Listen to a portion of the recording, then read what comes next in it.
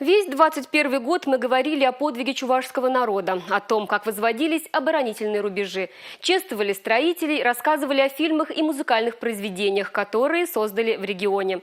Одним из завершающих мероприятий года стала выставка народного художника России, академика Российской академии художеств Геннадия Провоторова «Мир медали».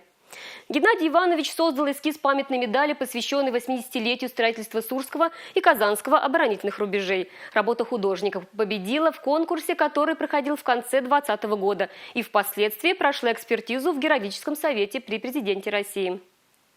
На открытии выставки побывал и глава Чувашии Олег Николаев. Татьяна Молокова продолжит. Геннадий Провоторов – автор многих медалей. В его копилке как памятные, посвященные историческим событиям, так и художественные, рассказывающие о великих мастерах прошлого, о природе. Сам того не осознавая, несколько десятилетий назад Геннадий Иванович связал свою жизнь с Чувашией. Николаев Адриан, он инициатор создания, мне предложил создать в медалях первый отряд космонавтов. Над медалью, посвященной трудовому подвигу чувашского народа, мастер работал несколько месяцев. Рассказывает, просил фотографии тех лет, репортажи про строителей рубежей, исторические материалы. Наградная медаль, которую я сейчас имею на груди, она сопряжена уже с великим подвигом женского, не женского труда, а вынужденно, что женщины работали, мужчины были на фронтах.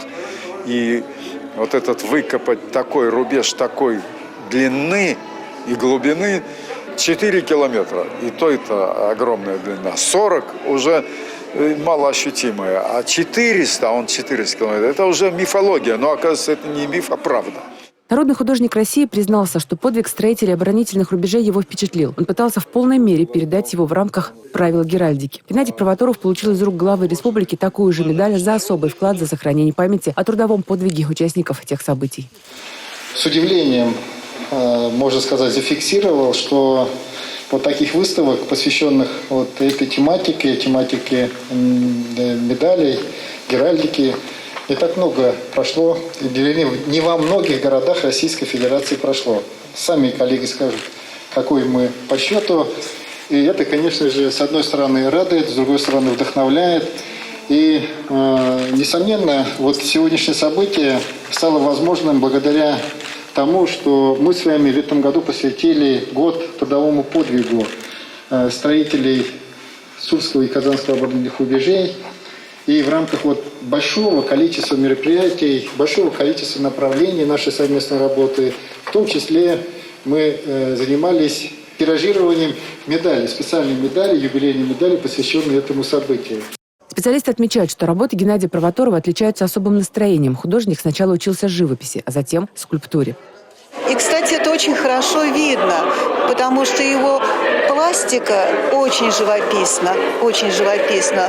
Он очень тонко обрабатывает фон каждой плакетки, каждой медали.